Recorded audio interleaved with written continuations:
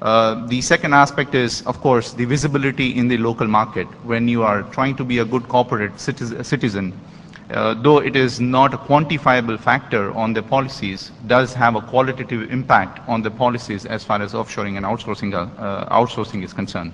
But ultimately, what it means for the company internally, think of a 2x2 matrix. You have old things, always being done by the team. They move all things to new ways of offshoring, releasing the team to do new things at old ways. And the question is how to move the organizations which are doing old things the new ways, that means companies in India or China or Poland or Hungary, to new things, new ways. That means transferring innovation which is inside the company to outside the company. This is the biggest challenge that organizations are going to face. Now, when you look at it from industry perspective, you have different industries which have different core strengths. 10 years or 20 years back rather, or 25 years back, if you look at automotive sector, what you would have thought about is designing the entire car is the core business of automotive company. Today it is not. It's branding, it's supply chain management, it's integration of designs, everything. So what has happened is that development of a product has taken a global perspective. The entire innovation chain is spread over different geographies, and companies have become experts in integrating these chains into developing new products. Look at the other side of innovation. I would refer to a region in France, which is Rhône region. It is in south of France, which has developed an ecosystem to develop new products in textile. They are developing new fibers. They are putting all types of forces at place to bring in resources to do innovation specifically focused on textile industry. What is the impact? The impact is global. So you have two views.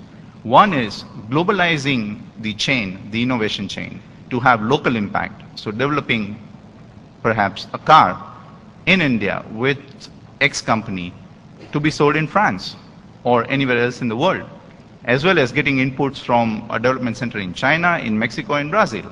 But at the same time, what we are talking about is developing a product in an ecosystem in south of France to have an impact all over the world.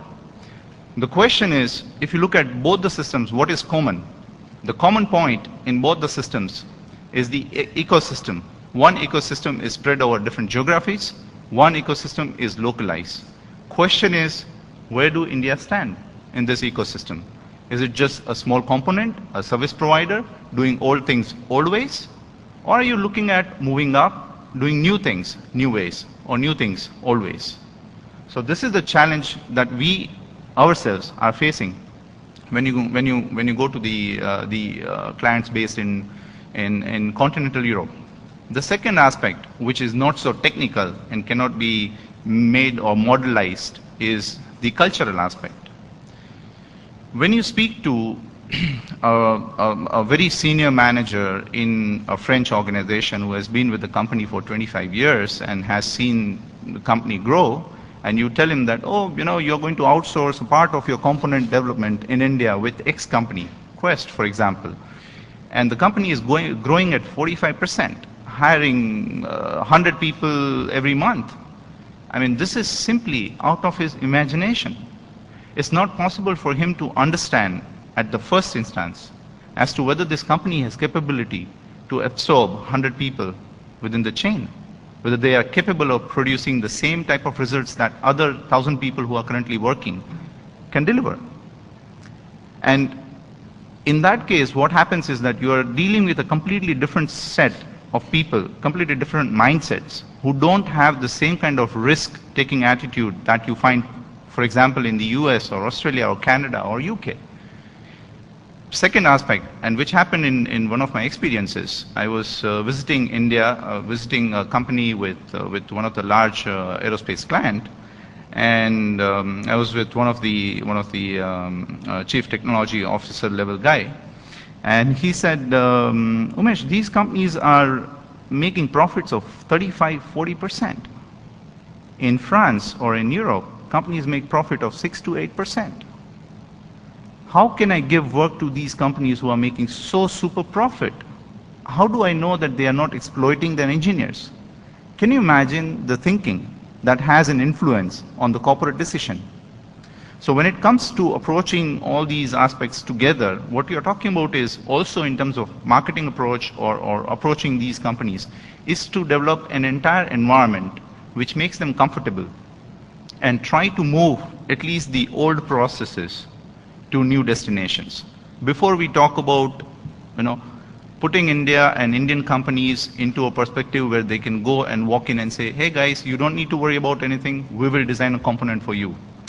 Difficult. Okay. I want to pick up something, and then we're going to get into questions. But I wanted to ask a question.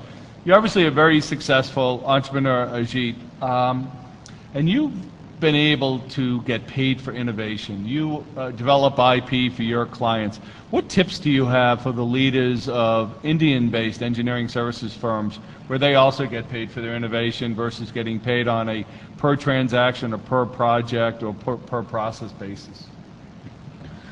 I think most of the processes that typically the companies set up, there is a lot of parallelism that is drawn between IT and engineering.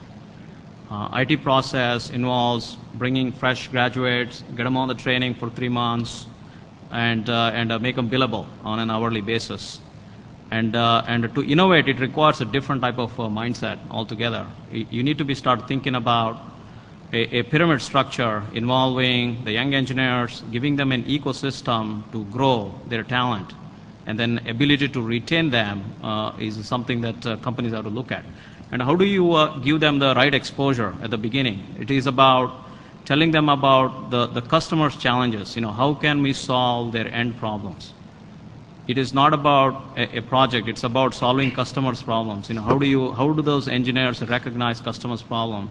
And that comes through seeding those engineers with the more experienced people who have the domain knowledge, who can train the engineers to think in terms of solving the problems. And that can happen in multiple ways, through acquiring the capability by going through an acquisition of companies who are in the West. And typically, if you look at engineering services companies in the West, they tend to be boutique firms consisting of 100 people, maybe 200 people, and all specialized into certain skills, and they have done that for a lifetime. So you'll find very experienced niche consulting firms. So you could potentially acquire those companies and bring that domain knowledge into your organization, and then cross-planting your engineers from India here, putting them into those places, and cultivating that knowledge. We should also recognize that engineers who are working here in our companies in India today, they work for about 2 to 3 years, and then their ambition is to go overseas. They want to go for better prospects. They ideally would like to be going to the West. So only by retaining that talent will you be able to generate and make impact to the technology. And what it means is that they need to be given the right amount of salaries, and the salaries obviously has to be such a way that their capacity to save, irrespective of whether they are in India or overseas, is about the same. And if you are able to create that type of ecosystem where they can learn, and where their economic value that they create to themselves is in par with what they get elsewhere, I think those people will stay. And through that economics ecosystem, you can really create intellectual property for your customers. Okay. I want to ask you a quick question, Salim, that if, let's say you decided you missed living in Pune and decided to move back, and you now know what it would take to win business from Motorola, Freescale, other American companies.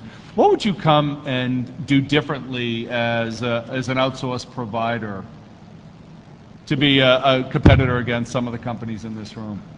So basically what I'm asking is, what tips do you have that they can win more of Freescale's business or from other multinationals in the future?